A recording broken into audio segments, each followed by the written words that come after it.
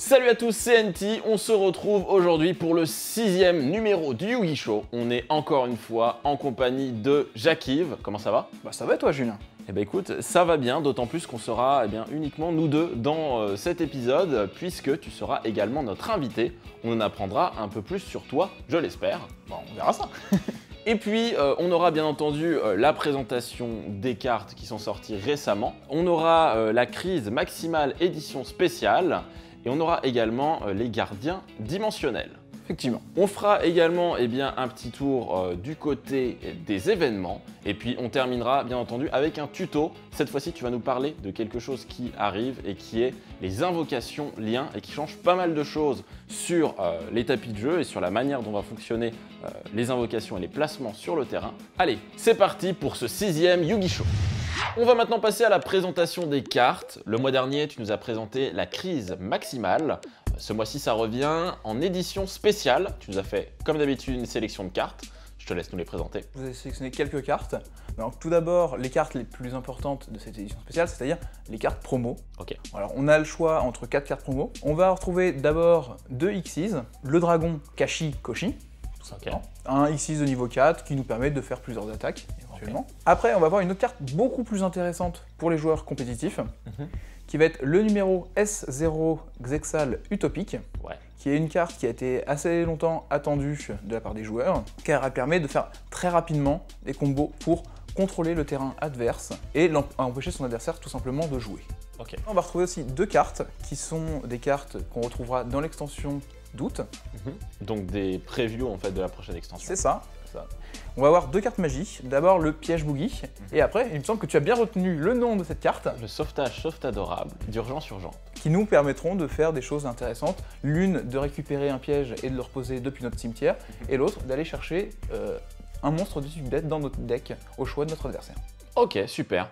Tu as d'autres cartes également à nous montrer. Je n'avais pas pu tout présenter la dernière fois, donc j'ai resélectionné quelques cartes qui sont assez intéressantes à découvrir dans cette extension.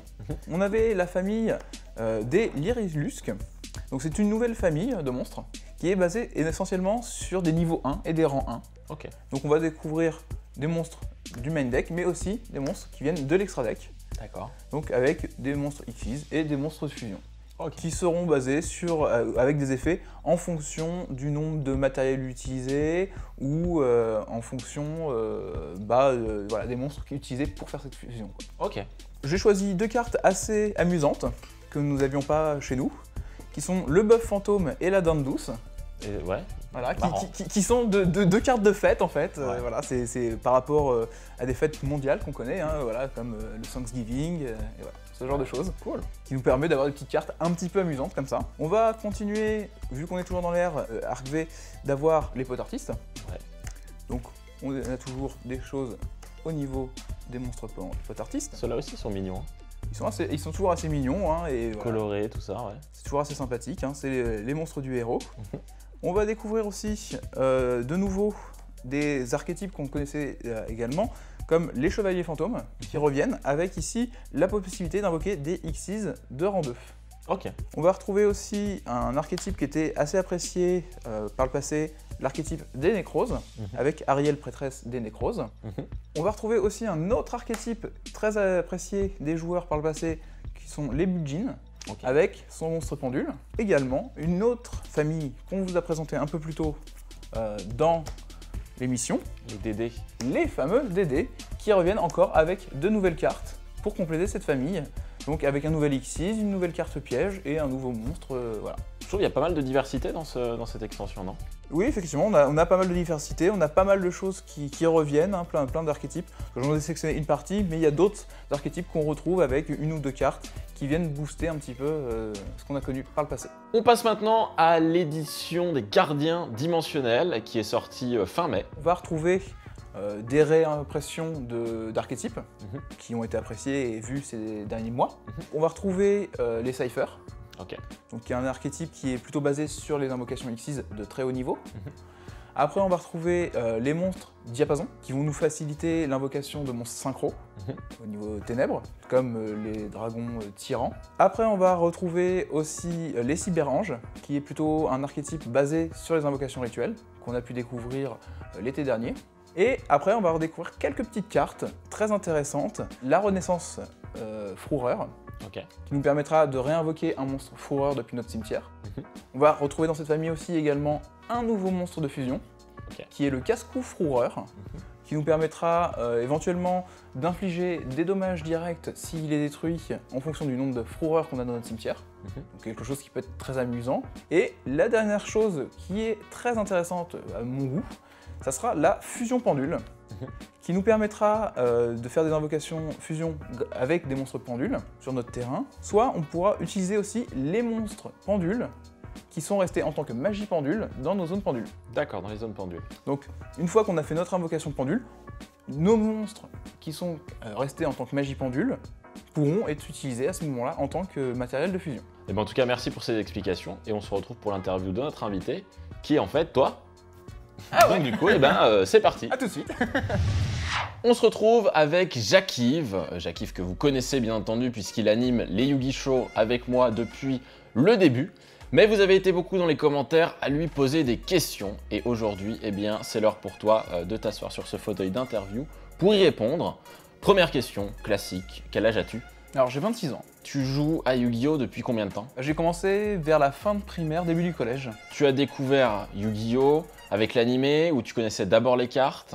Alors j'ai commencé par connaître d'abord la série animée et après, on va dire que il y a un personnage et un deck qui m'ont énormément inspiré et m'ont donné envie de m'essayer à ce jeu de cartes. C'était Pegasus et sa façon de jouer avec les monstres toon et le principe de jouer un petit peu le deck adverse, comme je vous l'ai présenté avec l'échange héros, qui est une carte qui m'amuse énormément. Est-ce que tu as une carte préférée? Ça varie un petit peu en fonction du temps.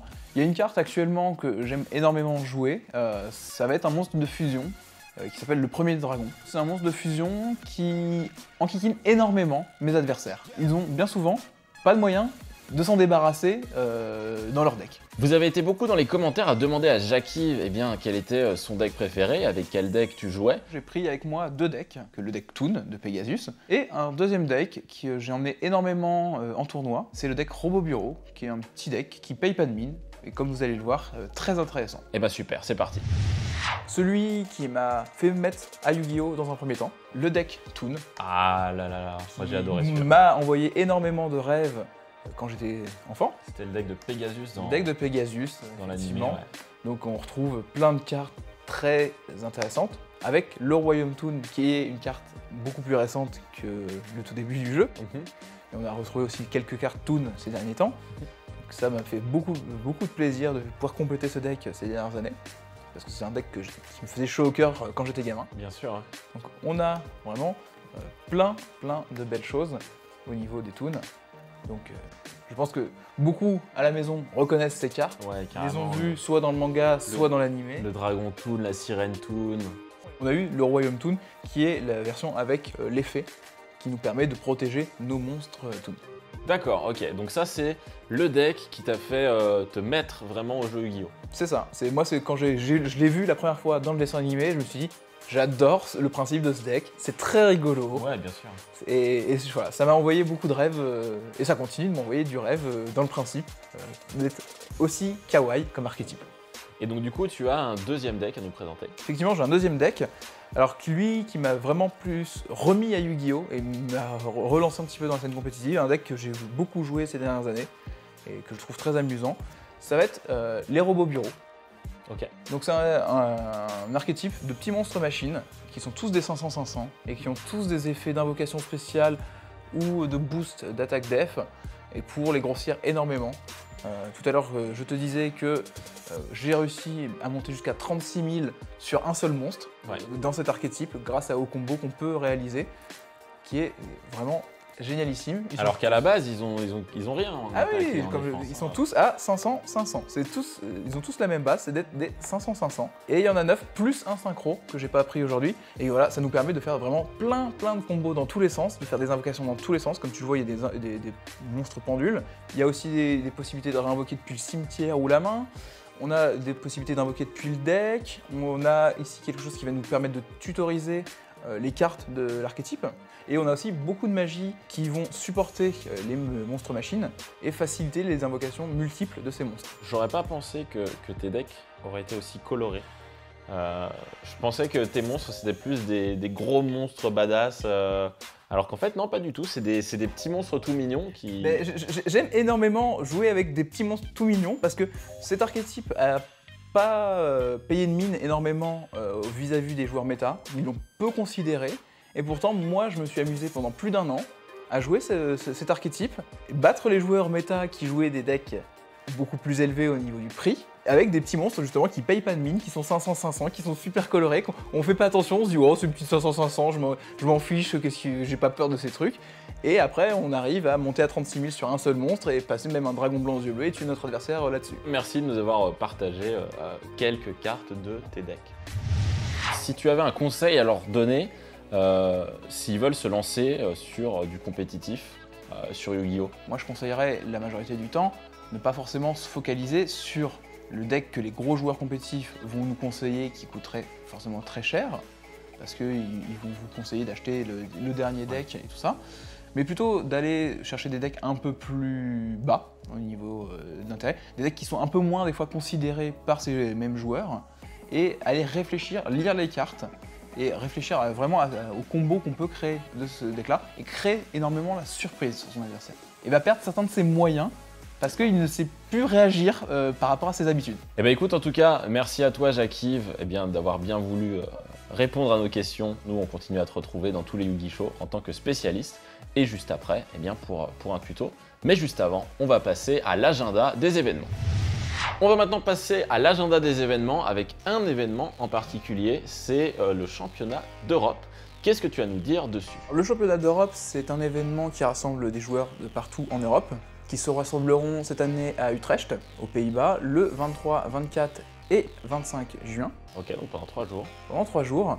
Alors, pendant ces 3 jours, on a l'événement principal, mais aussi plein d'événements en annexe. Pour participer à l'événement principal, il fallait, au cours de l'année, gagner sa qualification, soit sur l'un des régionaux qui s'est passé partout en Europe, et on pouvait gagner aussi cette qualification soit sur les championnats nationaux ou les YCS. D'accord, donc ça c'est l'événement principal, mais par contre tu as des petits événements à côté du coup, qu'est-ce qu'il y a par exemple? On va avoir en général des événements éventuellement scellés ou en draft. On va avoir des formats en bêta format, gagner des Giant Cards. Cool. Et on a aussi le Yu-Gi-Oh! Carnival, un petit événement sympathique où on s'amuse sur des petits jeux vidéo ou de jouer justement avec les Giant Cards prêtés par Konami.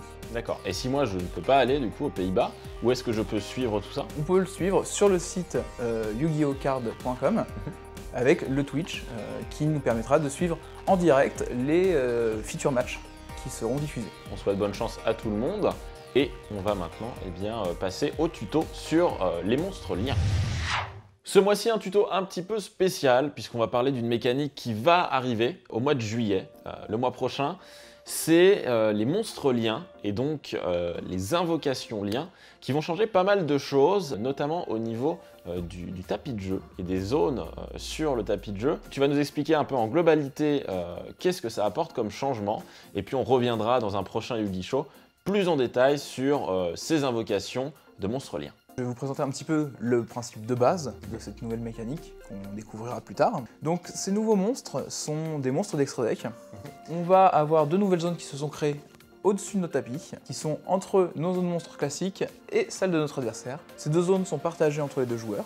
D'accord, donc dans un premier temps, les monstres extra deck ne peuvent plus se mettre sur les monstres de zone classiques et donc du coup elles se mettent dans ces 2 zones qui sont apparues. Et donc du coup, est-ce qu'on a moyen de les étendre ces zones? Alors effectivement, c'est tout le principe des monstres liens, parce que les monstres liens ont de nouvelles possibilités, c'est-à-dire qu'on a sur le dessin des flèches qui sont soit noires, soit rouges, qui vont nous indiquer les zones qui sont ouvertes à cette invocation. D'accord. C'est-à-dire que par exemple, là, mon monstre lien, il n'ouvre qu'une seule zone. Ok. On va dire qu'il ouvre cette zone-là. D'accord. Donc cette zone-là va être ouverte à l'invocation d'extra deck. Donc à cet endroit-là, soit je pourrais invoquer un monstre fusion X6 synchro, comme j'en avais l'habitude, soit un nouveau monstre lien. Donc par exemple, là j'invoque un deuxième monstre lien à cet endroit-là, Et donc ça va rouvrir des zones. Celui-ci pourra me rouvrir des zones, si j'ai bien choisi celui qui ouvre les bonnes zones. Bien sûr. Effectivement. Parce que si je rouvre la zone derrière, ça sera une zone magie piège, et ça ne servira ça pas sert à à grand rien, chose. bien sûr. Par contre, si j'ai ouvert les deux zones sur les deux côtés, je pourrais invoquer un monstre d'extra deck ici et un monstre d'extra deck ici. Donc un Xyz. Je pourrais invoquer un Xyz ici Très bien. et un autre Xyz ici.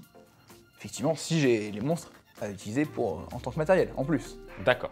On a également un autre changement sur le terrain, c'est les zones pendules qui se voient un petit peu nerfées ou limitées en tout cas. Effectivement, avec la création de ces nouvelles zones d'extra deck, on a deux zones qui ont été un peu modifiées. Pas complètement supprimées, les monstres pendules existeront toujours, les zones pendules existent toujours, sauf qu'elles ont changé d'emplacement pour venir se poser au niveau des extrémités de la zone magie piège. D'accord. Et ne deviendront des zones pendules qu'au moment où on active une magie pendule dans cet emplacement. D'accord, ok. Voilà. Comparé à avant, où c'était juste une zone pendule, là c'est une zone magie piège qui devient une zone pendule. Donc ça implique d'avoir de la place dans sa zone magie piège pour invoquer Effectivement, pour poser ces deux cartes pendules. Donc on sent vraiment qu'avec ces nouveautés, le placement des monstres sur le terrain et le placement des cartes magie ou piège va avoir vraiment une influence sur la manière dont on va jouer par la suite. Effectivement, ça va être une importance cruciale de faire bien attention où on place ces cartes. Parce que notre adversaire ne nous fera pas de cadeau si on déplace des cartes à un endroit qu'il ne devrait pas y avoir. D'accord. Eh ben merci en tout cas de nous avoir présenté cette mécanique qui va changer pas mal de choses et qui est vraiment très intéressante. Et puis de toute façon, on se retrouve dans un prochain Yu-Gi Show pour voir plus en détail ces invocations liens. Et voilà, c'est ainsi que se termine ce 6e numéro du Yu-Gi Show. J'espère que vous l'avez kiffé. Si c'est le cas, n'oubliez pas de mettre un petit pouce bleu, de vous abonner à la chaîne pour ne pas rater le prochain numéro et puis de mettre pourquoi pas un commentaire si vous avez des questions, par exemple par rapport aux nouveaux monstres liens. Merci à Jacques-Yves d'avoir été là. Tu étais aujourd'hui à la fois notre spécialiste et notre invité. J'espère que l'interview t'a plu. On a bien rigolé. On a bien rigolé. On en a appris plus sur toi et sur ton deck. Beaucoup le demandaient. Et puis écoutez, n'oubliez pas, restez comme vous êtes, car vous êtes super. Bye tout le monde!